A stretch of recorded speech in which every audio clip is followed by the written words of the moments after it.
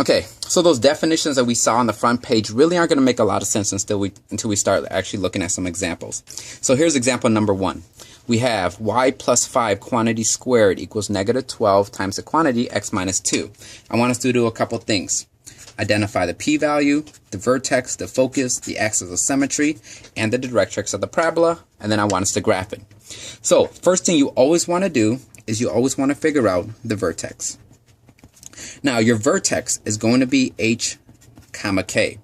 H is always paired with the x value, k is almost paired with the y value, and you always take the opposite signs. So h is going to be, instead of a negative 2, it's going to be a positive 2.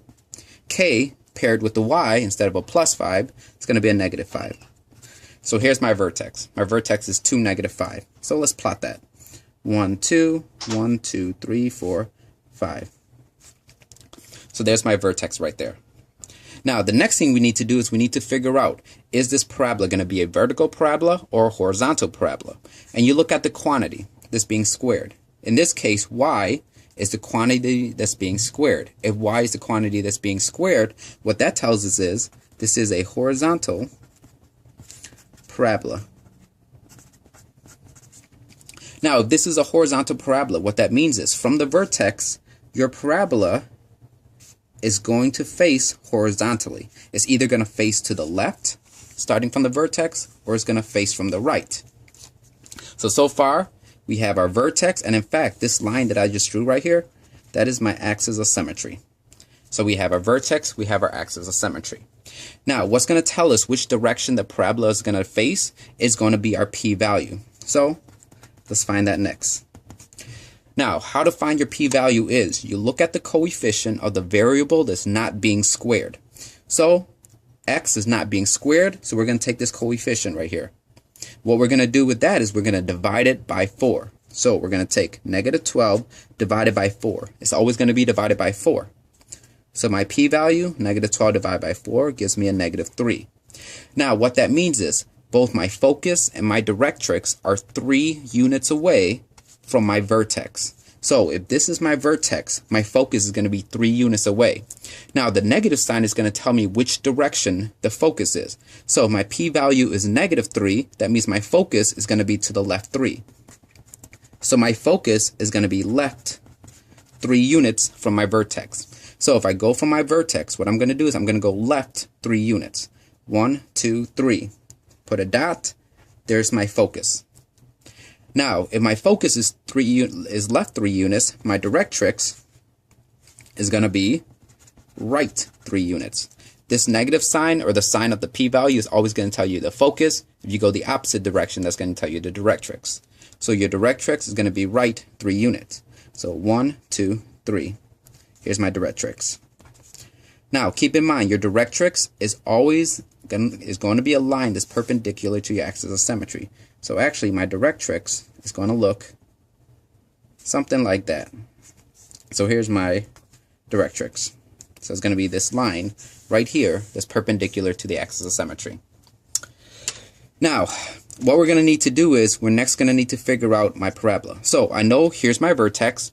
I know here's my focus. Your focus is always inside of your parabola. Now your parabola, that means that if your focus is inside of your parabola is going to open to the left. It's going to need to surround that focus. Now the problem is, though, we're not going to know how fat or how skinny this parabola is just by looking at these points. The parabola could be really wide or it could be really skinny. Now this is sort of the beauty behind the directrix and the focus. What the directrix is that any point on the parabola is equal distance to both the directrix and the focus. That doesn't make a lot of sense yet, so let me sort of give you the steps. If this is my vertex and this is my focus, what that means is there's going to be a point out here somewhere on my parabola it's going to be the same distance to my focus as it is to my directrix. So the easiest way to do it is to count the distance from the focus to the directrix. So we're going to count 1, 2, 3, 4, 5, 6. The distance between my focus and my directrix is 6, which means that my parabola is going to be 6 units away from my focus. So going from my focus, if I went 6 units to the right for my directrix, I'm going to go 6 units up and 6 units down for my parabola. So 1, 2, 3, 4, 5, 6. 1, 2, 3, 4, 5. I don't know, 6 is somewhere down here. What that means is my parabola, now that I have these 2 points out here, that's going to tell me how fat or how skinny my parabola is. So my parabola, starting from my vertex, is going to open up something sort of like that. Now, here's the beauty behind the focus and the directrix again. What the focus and the directrix is that any point on the parabola, and I'm just going to make up a random point, any point on the parabola, so let's say here's a random point on the parabola, the distance that point is from the focus is the same as the distance to the directrix. So those 2 distances are exactly the same. That's how we found these points out here. The distance that point is from my focus is exactly the same as the distance it is from the directrix. In this case, it was 6 units. So we now have our parabola. We know where our focus is. We know where our vertex is. We know where our directrix is. Our directrix is what helped us figure out how fat or how skinny our parabola is.